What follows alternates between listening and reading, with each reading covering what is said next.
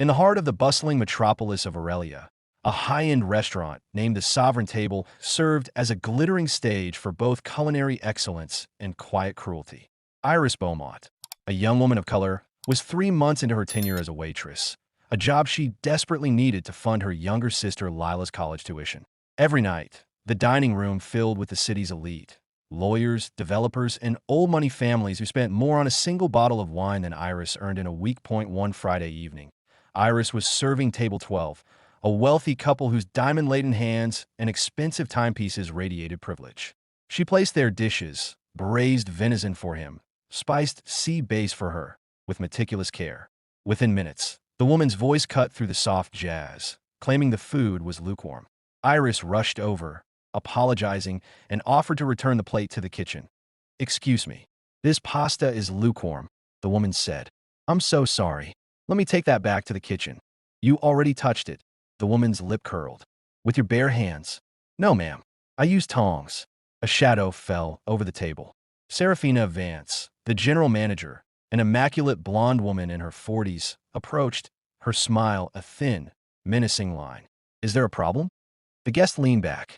"Your waitress served us cold food, and I'm concerned about hygiene."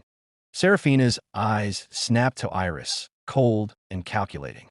"Iris, did you touch this guest's food without gloves?" "No, That's not what I asked." Serafina's voice rose, drawing the attention of nearby diners. She snatched the order pad from Iris's apron. "Until you can prove you understand basic food safety, you don't need this." At table 7, a man sat frozen. Marco Rossi, dressed in a perfectly tailored suit, watched the scene unfold with an unreadable, stone-cold expression. Beside him, Silvio, a hulking man whose jacket barely concealed a significant bulge, leaned in. "Boss, that's your wife. You wanted to break her." Marco took a slow sip of wine, his voice like chipped ice. "No, not yet." He was a man who understood patience, a necessary virtue in his world, the world of organized power. His wife, Iris, had insisted on working under her maiden name, Beaumont, wanting to prove herself on merit, to see if the culture of her husband's empire was as respectful as he claimed. She didn't know she had just touched the wife of a man who could end her entire career with a single phone call. "Let her dig deeper. Then we bury her." Serafina seized Iris by the elbow and steered her to the center of the dining room beneath the glittering chandelier. "Since you seem confused about our standards, let's review them out loud. Recite the 12 service excellence standards." Now, 60 diners watched, some curious, some uncomfortable, none offering a word of help.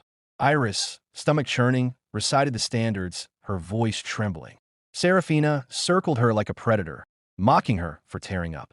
At table 7, Marco's wedding ring tapped his wine glass, a slow, steady, rhythmic countdown. Later, Serafina cornered Iris in the back, the manager's office.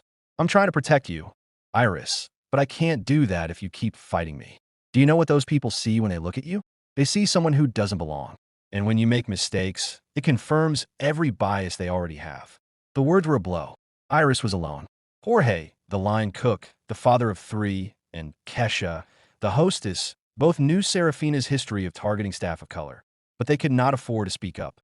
Serafina's husband, Garrett Vance, was a prominent labor lawyer, and she often threatened staff with his power, assuring them they'd never work in Aurelia again if they challenged her. In the office, the manager made her demand.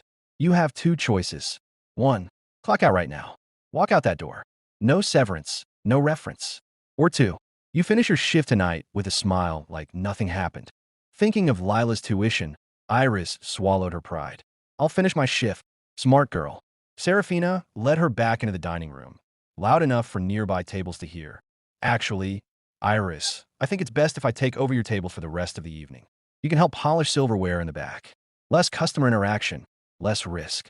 And Iris, her voice carried, "Shower before your next shift. Thoroughly." The public humiliation was complete. Iris retreated to the kitchen, fighting back tears. That was the line at tea table 7. Marco stood up and walked, not toward his wife, but toward the kitchen entrance. Silvio followed. Chef Dario looked up and went white. "Signor Rossi, I didn't know you were dining with us." Marco's voice was ice. "Silvio, bring Serafina Vance to the owner's office." Now, Silvio walked directly to Serafina. "Boss wants to see you. Back office right now." The dining room went silent. Serafina followed him, her authority evaporating. In the office, she found Marco sitting behind the owner's desk. "I'm sorry, sir, but this area is staff only. Sit down, Serafina." The lack of her title, the dismissive use of her first name, was a declaration of war. "How long have you worked for me?" Serafina blinked, her eyes darting between the man and the nameplate on the desk, the sovereign table. She looked at the ring on his left hand. Rossi, Marco Rossi, the owner, the one who owned the building, the land, and 50 other restaurants. Marco leaned forward. "That woman you humiliated tonight, the one you dragged across my dining room. Tell me her name." "Iris. Iris Harper." "Wrong." His ring tapped the desk. "Iris Rossi. My wife."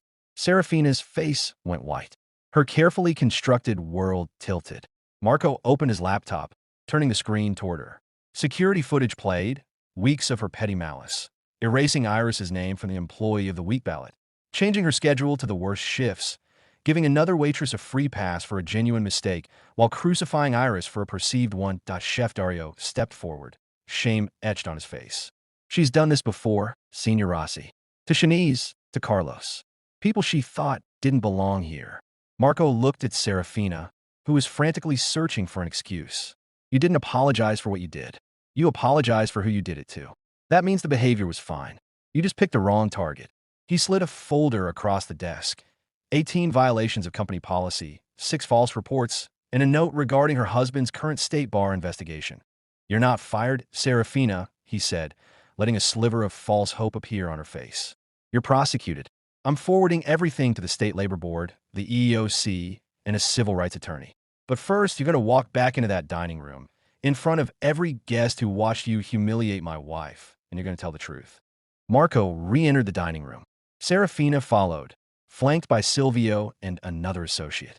The diners waited in shocked silence. "My name is Marco Rossi.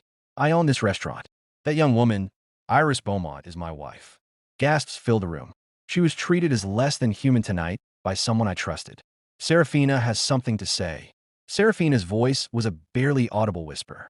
I targeted Iris Beaumont because she was good at her job and I felt threatened. I've done this before to others, to people of color, to people I thought didn't belong here." Marco then called for Iris. She emerged from the kitchen, head held high, standing beside him as an equal. "Iris didn't know I was here tonight. She proved that we weren't worthy of her. How many of you saw what happened tonight and said nothing? Silence is a choice. Tonight, we all chose wrong." Iris stepped forward, her voice strong. "I don't need an apology. I need systemic change. I need policies, accountability, protection for the next person who doesn't have a husband sitting at table 7. The room erupted in applause. Marco's voice cut through the noise. Serafina Vance. Terminated. Effective immediately. He announced a series of sweeping changes. Mandatory, third-party anti-discrimination training for all staff, an external, anonymous reporting system, and profit sharing for every employee, from dishwasher to chef. He then created a new role, Director of Staff Experience, reporting directly to him. Iris accepted the position. Serafina was forced to walk out the front door, through the gauntlet of the dining room. Every eye tracked her. She reached table 7, turned back, a final desperate plea in her eyes. Marco spoke quietly. "You didn't know how to be powerful without making others powerless. You never learned that." Silvio met her at the exit, handing her a box of personal items.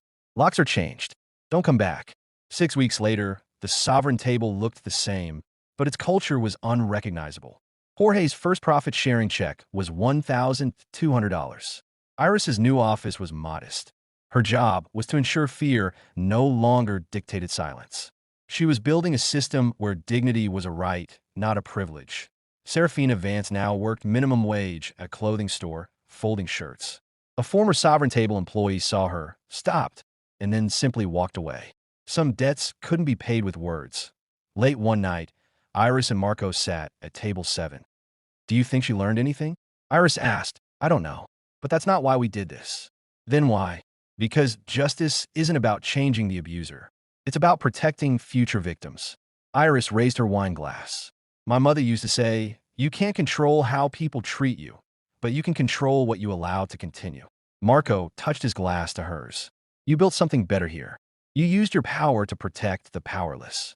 That's real." They sat in silence. Injustice still happened outside, But in this space, on this night, dignity had won. Justice wasn't a moment. It was a practice.